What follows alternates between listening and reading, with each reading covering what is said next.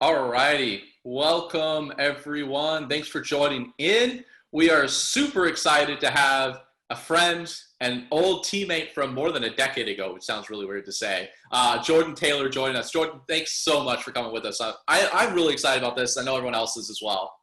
Yeah, I'm a little nervous to be honest, but I'm excited too. I can't believe it has actually been a decade since we drove together. I never even thought about that. Yeah, New Jersey Motorsports Park in that Racer's Edge Mazda Yeah. R8. That was my first time in a GT car. I don't know about you.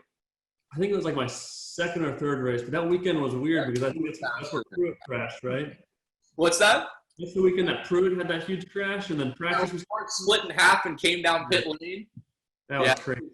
That was something. That was something. Hey, Angelica. So, Jordan, do you want to announce the winner for who you'll be giving out the coaching session to today? Yes, we are. Well, I had a couple of videos to choose from, but the one that I chose was Ben. He's driving a VIR and a Corvette, so I think it ties in a lot with me to be in a Corvette, and I love VIR, so I thought it was very fitting. Absolutely. So for everyone, this is our first live coaching session. So what we're going to do right now is we're actually going to invite Ben up to become a panelist. So he's going to have his video, and Ben and Jordan will be able to talk through everything. We see Ben joining now. Ben, can you talk and can we hear you? Yep, I can talk and hear you. Awesome. So for everyone that's joining in, first off, congrats, Ben. Really appreciate you always being part of the Races 360 fam. So what we're going to do here is Jordan's going to share Ben's video and run through a coaching session. Stay tuned to this because I think what you're going to find is Jordan's going to have insights here. They're going to relate to all of us. It's going to be sometimes something specific to VIR, some things to adapting driving styles here. And at the end, we'll have a Q&A session dedicated for everyone to ask questions to Jordan based on this coaching session, based on anything else. So if you want to ask questions during, use the chat bar. I'll be looking at that, and then I'll try to chime in and ask questions in the middle of it. But at the end, we'll use that Q&A button at the bottom. And from there, Jordan, I'll let you take things over. All right, cool. I will share my screen then. Nice to meet you, Ben. Nice to meet you, Jordan. All right, so the problem was that the lap wasn't that bad, so it wasn't like easy to find a lot of stuff to complain about, which is a good thing for you. I'd say the biggest thing that I saw was something like every driver will struggle with, is it looks like you're a little bit rushed in brake zones. So like turn one was the first example. Like when you come in the brake zone, it looks like you're using a nice and hard initial hit of the brake, but almost too aggressive for this car. And I've at least had experience with Corvettes where they're long wheelbase front engine. I'm assuming this is like a normal Corvette. And what I found in the past with the front engine car, with how much weight transfer there is in the braking, you have to be quite slow with it and very predictable so the car can, handle that weight transfer at a slow rate. So like when we go, let me know, Dion, if this looks normal, like when I play this. Yeah, that's looking good to me. Can everyone else see that? Leave a comment if you can see. So you can see when you hit the brakes, the car moves, like you've got some entry instability and it's moving around. I think that's from that really aggressive initial hit where the car is pitching aggressively and the car is kind of trying to catch up to it. So for me, it's something I've had to learn going back to GT cars from a prototype. A prototype, you have that hard initial hit with all the downforce and it kind of hides every problem that you can have. With a GT car or a Corvette or a street car or anything heavy, you have to be very slow and predictable and let the car kind of adjust to it and transfer that weight a little bit slower. I'll do the drawing after. So like I think with that initial hit and you have that kind of entry instability, I've definitely felt that before. It can definitely create some uneasiness. And I think you get that in Oak Tree as well, where you don't trust the car to attack the brakes there because there's no room for error. So my thing for the Oak Tree for braking was if you watch your brake trace, you have the hit and then it's kind of up and down, up and down, up and down, because you don't really trust the car. Through the kink, you're obviously going to have a dip and then another increase, but your increase after the dip is a little inconsistent. So it's on and off, and then like a couple jabs of it. And the thing with like a nice clean brake, zone is you have one initial hit and then a constant bleed off, or more of like a upside down U, or it's very predictable. Anytime you're kind of going up and down, you're causing the car to kind of pitch, on and off. And that's where you kind of create some instability. And that was kind of seen a little bit off the back straight as well, which these are very tricky brake zones. Like if you look all across North America, these two brake zones, like the Oak Tree brake zone is the worst brake zone in America, like no question. Take it easy on you, that's for sure. Yeah. So like with this one, you're obviously coming over the crest and having to release pressure because you've obviously lost, all the downforce and grip over the crest. So you can't maintain pressure.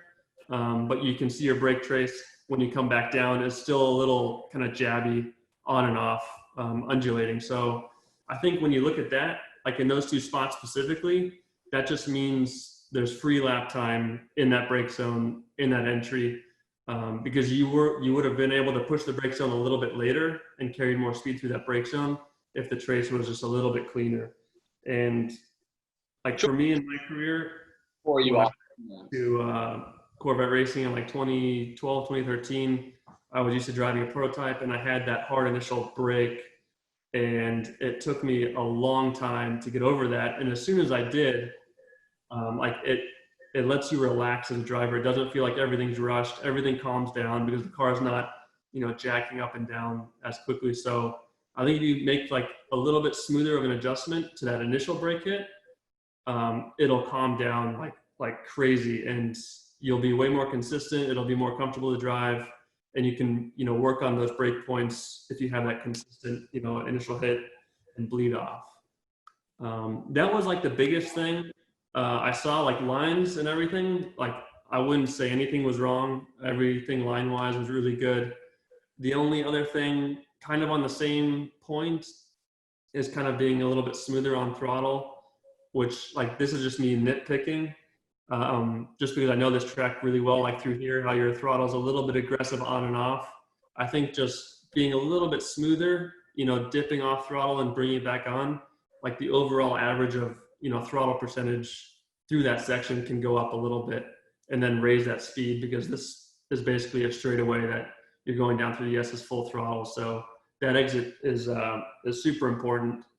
Those are the main things. Like I didn't write a whole lot more. The only things was that it looked like in certain corners you were able to commit to throttle quite aggressively, like straight to full throttle, which is usually rare. Like here you're off throttle, and it's immediate to 100%. So I think that the only thing that tells me is that maybe there's a little bit more speed at apex, to where you shouldn't be able to just go 0 to 100 immediately. You should be closer to the edge of the grip of the tire, to where you're like trying to get the throttle, mid to exit. But having said that, the good thing that I saw, which is something I've seen 90% of the time I've coached someone, is that you don't have a maintenance throttle problem. Like that is the biggest killer. I still do it sometimes, and I hate when I see it because I know it's hard to get off of. And that just means like you're not doing it, but I'll give you an example. Like if you've braked and you feel like you overslowed the corner, you'll go to like 10% throttle to kind of like, oh, I've overslowed it, so let me go a little throttle. And then you're stuck at 10% because you've then, pitched the car the other way and you're waiting for it to settle. So I think that's really good. I think one of the best tendencies you have is you're either on the brake or the throttle. There's no hesitation between the two. So like that's one characteristic I think you definitely need to keep. That's very good, like tendency to have as a driver. Make me proud there, Ben. Yeah, thank you. Well, it's Racers 360 help coming through there. So was that something you had in the past? Yeah, it's funny. Like as you mentioned, that's probably the thing that we see the most amongst drivers is maintenance throttle. And when we were working early with Ben, I remember we were working on that specifically with BIR. So you've come a long way, that's for sure. Yeah, like for sure, like that is hard to get over. Like definitely, like you have to be very comfortable with braking late enough to where you're not going straight to maintenance throttle. So you've definitely got the braking down. I think you can kind of clean up that brake zone a little bit. Let me see if I can do this drawing. Where's my pen? So this is kind of a test. I've never done this before. I just told Dion I downloaded this. This is the perfect Like- time to do it for the first time. Yeah. So like this is I already messed it up. So all right, so this is like a traditional, I'd say like prototype brake zone. So you've got your initial peak and bleed off. I'd say in a GT car, it'll look more like this.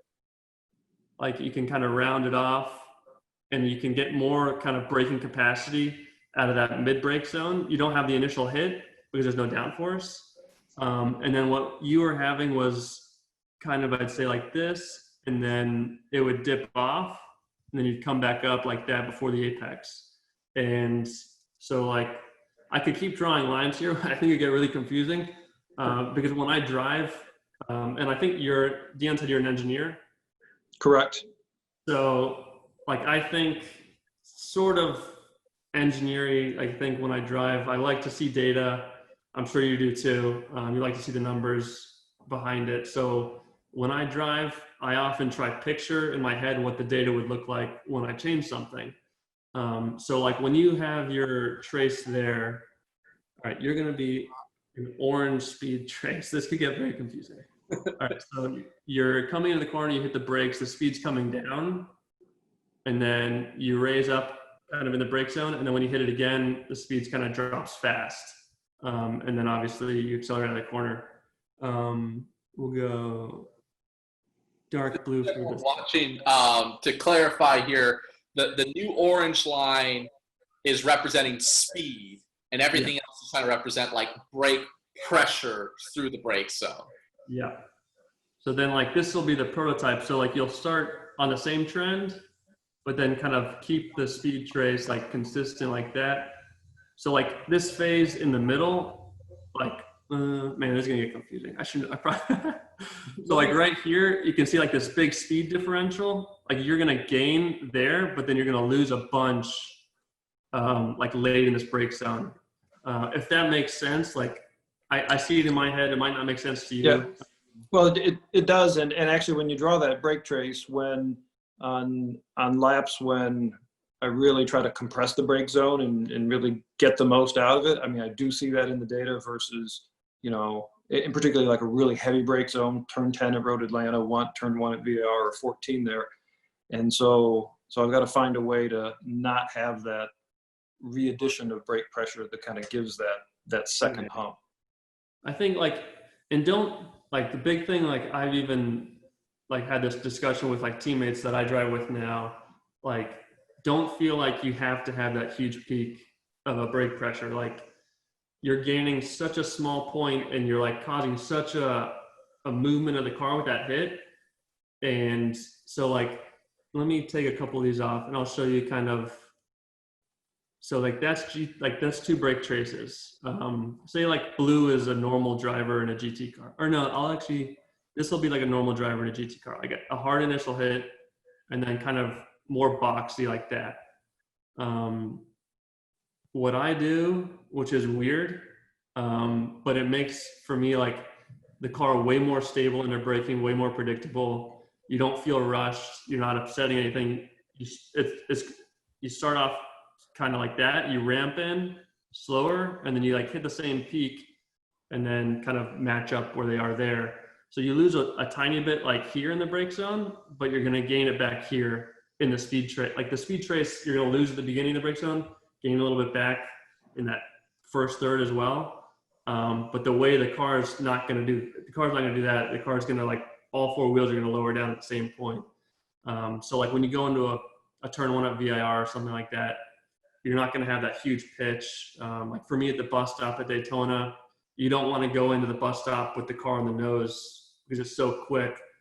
You want it to go kind of pretty level. So that's an easy way to kind of get over that. I think if you don't trust the car stabbing it, if it's going to move around like you had at VIR initially, I think try that brake style. Like mentally, like I had my teammate Ranger do it 2 years ago in the prototype, and he thought he was doing it, and his looked like this. It was like that much different. It was like he barely made an adjustment, He's like, oh, I felt like I was so slow to the brake pedal. So it's going to feel weird if you want to try it. Like it feels like you're just slowly pressing on and building pressure, but it'll make everything calm down. And like that style of driving, like for what I do in sports cars, like that's great for fuel mileage, brake wear, brake temps, tire wear, tire temps, everything. You're not upsetting anything in the car. So I think it'll also make it more consistent. You're not going to have that instability. So once you kind of find a brake point and the car is consistent, you can kind of push that brake point with that same style and nothing's going to jump out at you. It's interesting. So like, as you talked through Daytona in this style, on the GT3 cars, which are pretty similar to the Corvette. I mean, my experience with the front engine car is more mid-engine, but the last time I was there at 24, my teammate was Vautier, who's IndyCar background, and had that super hard spike, 1,500 pounds of pressure, like instantaneously. And that's how all of the Audi engineers want you to drive the car. And I had this more gradual brake zone, and it was so fascinating seeing like where you're faster, where you're slower. And it's in GT3 cars, and for most of what people are taught, it's not correct to have your like peak brake pressure come that much later in the brake zone. It's not drastically later, right? It's like a breath later or so. But it definitely made a huge difference in the car feeling planted, especially like into the turn one brake zone at Daytona, where you've got a little bit of wheel in the car and you come down onto the apron and stuff. I think this is like so true right here for all production sedan cars. Yeah. And like you can manipulate it, like depending on the corner, like if you need that entry rotation, you can definitely go back to having that big stab. But I think overall, like for consistency and predictability, it's nice to kind of have that consistent, comfortable style where you can brake. Like the first time I went to Le Mans, where like that's the closest the car is going to be to, I'd say, like a production, because you've got no downforce in the car, so the car is very light on aero. And I remember, I'll do one more drawing here. Like I remember the brake trace in like the Dunlop section. So it's kind of like a trail brake in. I remember I was braking like this light blue one or cyan, and like having the craziest entry instability known to man, like hating the car, hating it. And I look at the data, and then Antonio's got a brake trace that looked like this. And I was like, what the heck is that? And I did it once, and the car was so much nicer to drive. So kind of like that was my learning point, like back in 2013 is when I learned that. And that was like a big turning point for me driving wise. It made the car more predictable. But yeah, like that's not like going back to you and like your lap, like that's not a big complaint. Like I only saw it when I was like trying to dig for things to coach you on. Like there weren't big things that stuck out. Line wise, there was nothing. But I think that braking is something that all pro drivers still work on. Everyone's still kind of trying to get to that limit. And I think be open to different styles, kind of like this. Even pros kind of try different styles every now and then, especially depending on what kind of car they're in. But yeah, I think it's something interesting that I think especially an engineer will understand kind of the physics of the car, what it's going through and what it's going to want. Absolutely. So Jordan, I had a quick question for you, and this may not come to mind immediately, but I know that you did a few races in Continental. I want to say that you drove like the APR car at one point or something like that. In my mind, even more production style cars, I think a lot of people here are driving, this is even more important to know, where like the less grip you've got, like when I feel like I'm driving a race car and it's under me and I've got grip, I can be more aggressive on the brakes. But I feel like in those cars especially, they're more prone to that movement in the brake zone. Do you feel the same thing? Yeah, definitely. I think that's just, the production style or GT style where it's softer, it's heavier. So I think when it's soft, you've got all that pitch and movement. And then with the weight transfer is going to be a little more exaggerated, like to where you have a go-kart or a Formula car. It's, you slam the brakes and it moves a couple millimeters. Like what we had in the prototype, like Road Atlanta Turn 5 is a good example where we had Ryan Hunter as our teammate. And if everyone knows, Road Atlanta that's watching, you're coming through the S's flat out, and it's a brake zone that has a small corner in it and a small bump. And we're driving the Cadillac prototype, and I'm kind of using, I'd say, more of like an orange brake style that I've drawn here, and felt like I was great and on the limit there. And I go and look at the data, and Hunter A has the black brake trace, and he's braking like 100 feet later. And like, it was a good lesson to where like, this is a prototype. This is basically an open wheel car, and I can get away with doing that with it. It's not going to have that big pitch and movement and instability under braking. And like, it was eye-opening that like the car was capable of doing that. And so like, that was a good lesson to where like, saying what you were just talking about, Dean, like a GT style has to be one way and a prototype can be a completely different, where like, I was still driving with a half and half mentality, where Hunter Ray was coming with that IndyCar mentality where you just jump on the brakes and it's going to work. And it was a good lesson, from a driving point of view for me. Absolutely. Absolutely. Ben, do you have any questions before we open up Q&A to everyone else? I mean, maybe talk a little bit about the brake zone in turn 11 going into Oak Tree. I mean, that's a uphill brake zone with the turn, and then it flattens out, and kind of the difference in how you're approaching that on brake pressure there. Yeah. I mean, Dion, you can jump in too. I mean, you've got a lot of laps there too. So for me, like, you're going into this section and it's uphill, so you can really attack the brakes. I just got a Garmin email there. You can really attack the brakes on the uphill because you've got all that, earth to kind of use you almost like fake downforce going, so you can get a good initial hit to bleed off the speed.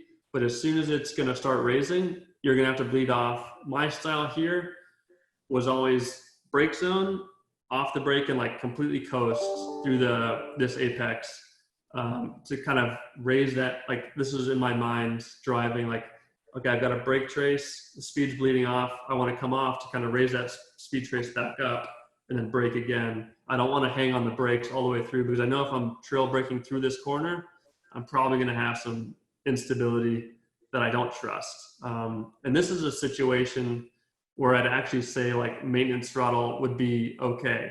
Like, if you've bled off throttle and you're coming through this corner, which has a crest, and you don't trust the rear, like a tiny bit of throttle could help settle it if you have that issue. And then once you come through it, it's your second brake zone. But see, you've hit the brake, and then you're coming off, and then you go back on to kind of get that rotation again. I think you were probably trying to get more front when you hit it again. I think with more laps, if you either carried more speed through that first apex or got a tiniest of abs of throttle after that first apex, you'd have one brake zone to that apex. And like where I said, like, maintenance throttle is a thing that you could do if you want to coast. And when you straighten out, like, that's a spot in my mind where I would drive and imagine the data trace, and I'd give it a quick stab of throttle and see the speed trace kind of jump up quickly and gain a tenth or two right there. So it's interesting there, Jordan. Like, the one thing I look at in this corner at Oak Tree is, I think there's not many corners where I have to adapt my driving style throughout a weekend. Even if like I know the car really well, I have to really build the confidence to attack through this corner without needing that little bit of maintenance throttle. So the one thing that I've typically doing this weekend is start off with brake. As soon as I'm starting to turn in, coast. I usually try, like, the one thing I find that helps me is being super slow with my downshifts, like not doing two downshifts right away, doing one at the first apex, one as I turn back in. But I feel like by the time I get to qualifying, and it may only be in qualifying, I can trail brake all the way through. I'm just a little bit on the brakes, can add the brake pressure, but like, there's no way I'm doing that all race. Yeah. You feel like you changed your style a little bit more in Oak Tree versus other corners? Do you feel like you're still pretty consistent here once you get the confidence? Yeah, I mean, I don't think I ever had the bravery to carry enough speed through that first apex to trail brake all the way through there. I think I was probably the guy that braked a little earlier for the first apex, just because it's such a high risk corner. Like, if you make the smallest of errors there, you're off for sure. Yeah. So I guess I think your style would be the way to go for qualifying to get that lap time. But for me, I always kind of think race pace, how I'm going to be consistent and kind of a little bit safe to where like I can either coast through that apex if I trust it, and if I really trust it, go to a little bit of maintenance throttle, go to a quick jab of throttle at the apex or just after, just because I know I'm not going to get any crazy surprises. So, hey, Jordan, we had a quick question coming from Corey, and I'm kind of editing your question a little bit here, Corey. I apologize for that, but I think it'll shed some light. So Corey was asking about brake bias, and he was asking if Ben had the ability to shift brake bias. But what I thought would be interesting here is when you're watching the video, and you saw that wiggle in the brake zone, how did you identify versus, hey, just needing more front brake bias versus maybe trying this different style of braking to settle the car? Like, how did you try or think about differentiating those two things? Yeah, I mean, I think brake bias could help, but the thing that gave it away for me was just that I didn't see that instability anywhere else in the track. None of the low-speed corners where you're kind of light brake pressure, you see that. I think that's where those things show up, is when you have a lighter brake pressure, especially like in an oak tree. If you were kind of light on the brakes and it was stepping around, I would say for sure the brake bias. But overall, the car looked pretty stable to me everywhere else. But if you can get rid of that movement initially in the brake zone with that kind of brake style change, I think brake bias is a good thing to try. What about going for changes in like rear shock rebound or stiffen the compression in the front? I mean, is that not the right thing to do for a brake zone versus mechanical grip elsewhere? I leave to my engineer, to be honest. I think it's one of those things where, to be honest with you, it so depends. Like, every car, we do different things and go different ways. Yeah. I would say, from my experience, that an unsettled car in the brake zone is something that I've typically had to fix with my own driving. Very rarely have I been able to go to my engineer with this complaint and they've actually been able to fix it. I can think of like one time, and it was just we have way too much like negative camber into the car. I think too much negative camber can typically unsettle the brake zone. But typically it's more of a driving style thing. I don't know what you think, Jordan. Yeah, I'll give you an example. Like my brother Ricky and I drove together for I think 4 years, and like we're super close on lap time. Depending on the track, one of us will be quicker than the other, and so we can usually get to the same lap time throughout a weekend. And so you'd think, okay, they drive the same, but we would come back with the opposite feedback, and the engineer would have to figure it out. And my tendency was I could always get away with way more entry and stability with the car moving around. Ricky didn't like any movement, but Ricky could get away with a car that's way looser through a high-speed corner or medium-speed corner, where I didn't like that. So depending on the car, the driver can influence it like crazy and have opposite feedback with the way they're driving. And Ricky and people think we're twins. You think we drive identically, but we come back with the most different feedback. And to get to an ultimate lap time, we would want a completely different car. So I think for your situation, you have to see what suits you, suits that car, and just play with changes to see what's going to calm that down for you. And always, even this isn't just something that I would tell you. This is the way I think as well. And I think you've heard this before, Ben. I always think, what can I do as a driver first before going to set up? I think when you not only can complicate things, and you're more of an engineer than me. Like, I don't enjoy the setup stuff as much, right? I just enjoy having a car that's better underneath me. But it's easier to get lost and jack things up a little bit, trying to work around one problem. And a good sign here that would lead me to say it's not a setup thing is that it's really only in one corner. So if I have an issue in one corner, that's typically a sign that I don't want to set the car up around this one corner. And I need to adjust something here. Would you agree with that, Jordan? Yeah, like if that's your one issue in one spot and you fix that issue, it's almost guaranteed that it's going to mess something else up somewhere else around the track, where you could help the rear under braking, but then you're going to cause big understeer somewhere else. Yeah, absolutely. So I think we want to try and open up the Q&A session here to everyone. Are you cool with that, Ben? Absolutely. Awesome. So what we're going to do here is we're going to, I have no nice way to say this, remove you as a panelist. And then we'll have everyone else. Thanks again for joining us and being part of the fam. So everyone else, if you can scroll down to the bottom and hit that Q&A button and start putting in questions. Any questions. It doesn't have to be necessarily something we covered in this coaching session. Whatever comes to mind here. Hopefully we've got another 20 minutes or so here with Jordan to run through some questions, if you have any, of course. So we'll give everyone a sec to type those in. We'll start running through those chronologically. Leave my shared screen on.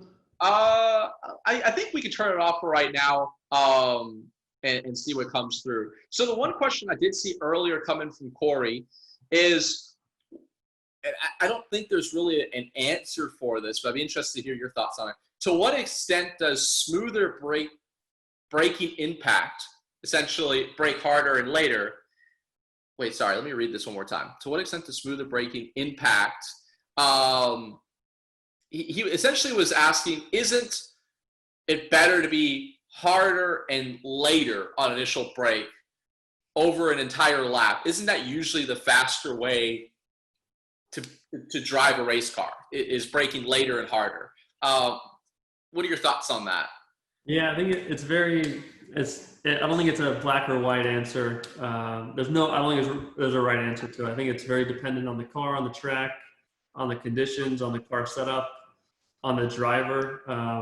What I found, I'll give you another example. This past week in Daytona when I qualified, Ollie Gavin qualified the other car. He was on pole, I was second. And I was a hero under braking. I braked later than him every single corner, and he was 2.5 tenths faster. And He's probably working a lot less than you as well. exactly. So I think in certain situations it's great. Other situations it's not.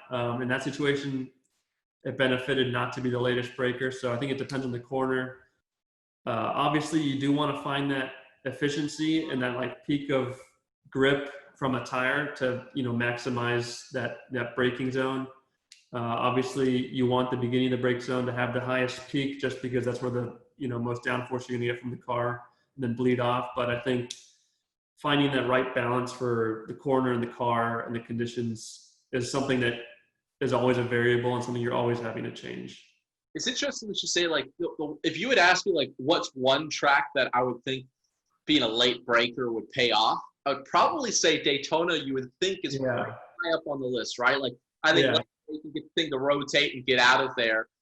And like when I think about corners that I don't want to, I was like thinking like the kink at Road America, like high speed corners. So it's fascinating. Like, not only was he faster, but at that racetrack. Yeah, like, I could not have thought that. Yeah, I got out of the car so happy. I'm like, wow, I just maximized everything. I was so good on the braking. Like, it just kind of pisses you off a little bit when you brakes deeper than someone at every corner. You work your ass off and they go a little bit quicker. Yeah. All righty, so let's see here. First question we've got, and actually one thing I wanted to just clarify as we talk about that, like working into the brake pressure, it's that peak brake pressure is still coming early in the brake zone, right? It's just that little half tenth faster. I thought it was important to just kind of clarify. So first question here, what's the best way to recover if you know you've really goofed up a turn? Like, there's no way you're going to make the apex as you turn in, and all you can say is, oh, crap. Like, what do you do instead of saying, oh, crap? Why use a bad word? I didn't even ask that, but that's a really good question.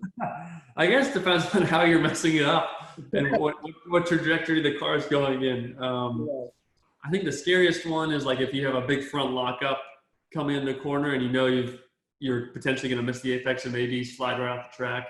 I think if you're going in with a big lockup, is like it's hard to mentally do, but like jump off the brake, jump on it. Like you kind of have to oscillate on and off the brake to kind of save yourself. If you've missed it because you're carrying way too much speed, I think actually one trick that I do have. Whereas if you're going in the corner and you have like a little bit of entry instability and or entry oversteer or something, and you want to get rid of that, what I do is very weird. Ricky hates it.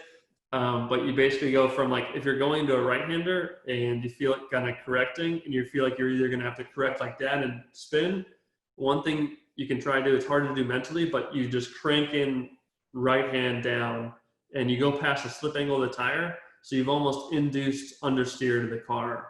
And you've now lost that entry oversteer and you're driving in with an understeer, and that understeer is also going to help scrub speed. It's very hard. What was that? I've never heard of that before, but it makes a lot of sense. Yeah, it looks super weird, like on an onboard or a data trace, but it's definitely saved me in like a lot of high-speed situations. Yeah, I will say the one thing that I've seen on this, and like everything, it all depends and there's levels. But if I know I'm going to lose it, I'm just going to try to open up my hands and try not to crash. What I'm thinking at that point is, let me try to let me rephrase that. What I'm not doing is, let me try to minimize the time I'm going to lose and gain a couple tenths. If I'm really in oh shit mode, I'm in oh shit mode and I'm just trying to catch the car. I've seen a lot of people get in trouble where the car steps out and they're thinking, well, if I lift now, I might lose a half a second. Yeah. But by not lifting, they crash the car and it's the end of the day, right? So sometimes knowing when the battle's lost and just throwing your hands in the air, getting the wheels straight, like the opposite of what you just said, of course, right? I think get the wheels straight. You think Admiral. I think they're different situations for sure. Yeah, for sure. So another question coming in from Matt Romanowski here.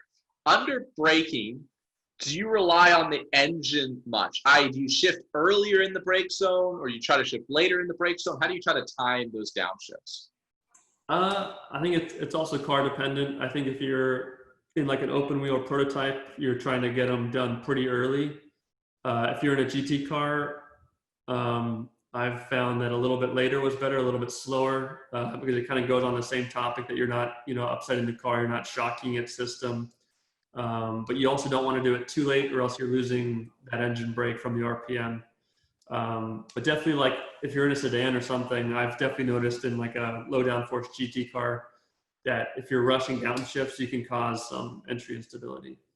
So quick question for you on that, Jordan.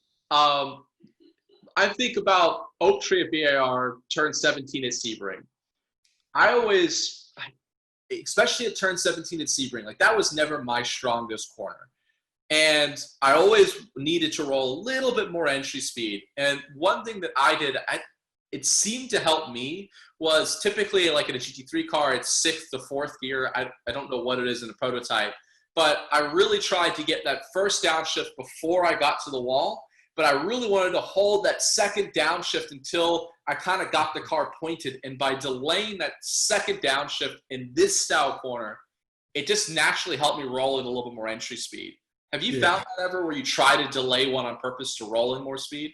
Yeah, for sure. I think like Sebring is a good example, like turn 17, especially like when you're light brake pressure. Like if you're under heavy brake pressure and you're downshifting a little faster, I don't think that engine RPM really shows up as much. So I think at 17 for sure, that late downshift, you're like maximizing the brakes from that light brake pressure, and the downshift kind of just slowly and smoothly kind of settles in. I will say like turn 7 at Sebring, I don't know about you, I like never even really think about the downshifts and like trying to find the downshifts. I just kind of do the downshifts. Do you? Yeah. I think the only thing with that one is sometimes over the bumps. Yeah. Like if you're getting it the wrong point, it can, like at least in our car, it'll deny the shift. So you kind of have to find the right point. Yeah.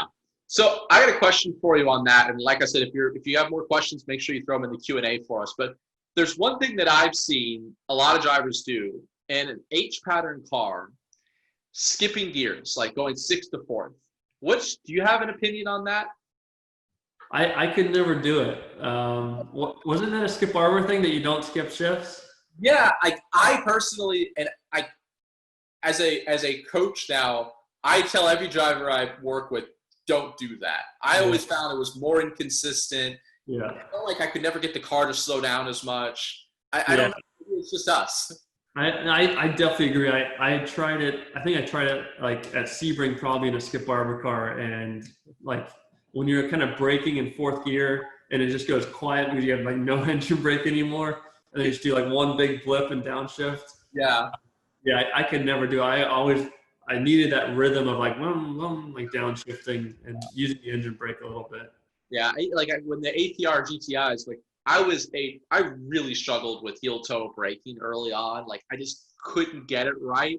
Mostly because I was really trying to do the heel toe like this, and the GTI, like you really have to do this. Um, so early on, I was trying to skip gears at Daytona, and it just didn't go well. Like until I got the rhythm right, it was not good. Eddie Phelps just, like seriously kicked my ass early on. All righty, a couple more weeks here.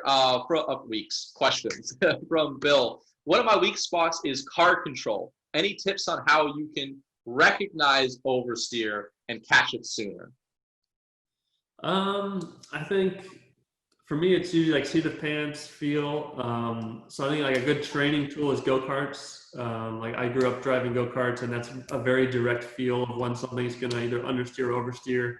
My buddy Alex, who does track days, I got him into go-karting, and he's gotten, quite good in a go-kart. And I think and when he's going back to his car, he feels way more confident with catching that car when it moves, especially because like in a car, it's kind of a lazier feel in a go-kart. In a go-kart, it's going to happen very fast. So your reflexes are going. So for me, that's a good like training tool. I think if you're in one situation and you're struggling with car control, I think I would adjust my driving style a little bit. If I don't trust the rear, I would go to like a slow in, fast out kind of mentality. You'd rather kind of be more predictable on throttle. If you're losing the car in entry, that's really going to spook you. Yeah. I will say the other thing that I don't think it's talked a lot about, but was important, I think, for both you and I. So we both started as Skip Barber at nearly the same time. And one thing I think that Skippy did, which was really smart, is you start in a regional, and in the regional you start with the treaded tire, right? Yeah. Before you ever drive a slick, you have a lot of time on a treaded tire.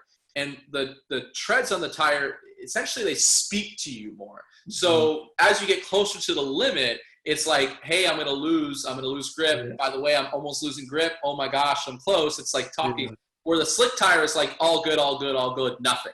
So yeah. I think especially if you've kind of skipped to one straight to slicks, going back and driving on a treaded tire, it can be really annoying. The car really moves around and stuff. But I think that's also a good way to develop feel. Yeah, I definitely agree with that. That's a good point. Awesome. So I think we got the last question here from Cameron. DPI versus GTLM, which is harder to drive and why? Oof, that's a tough question. I mean, I've only driven the current GTLM car at 2 tracks. So far, it's been like super nice, like unbelievably, shockingly nice to drive. Very well balanced, very predictable. The C7R was a different story. That one was a lot tougher to drive. The setup window was very small, so like if it was a little bit out, it was difficult. The C6R was even harder to drive. It was even more on edge. But like so far, the C8R has been very nice. The DPI, it's a much different animal. Like when I went into the DPI, like I went from DPs to DPI, and that kind of transition wasn't too bad.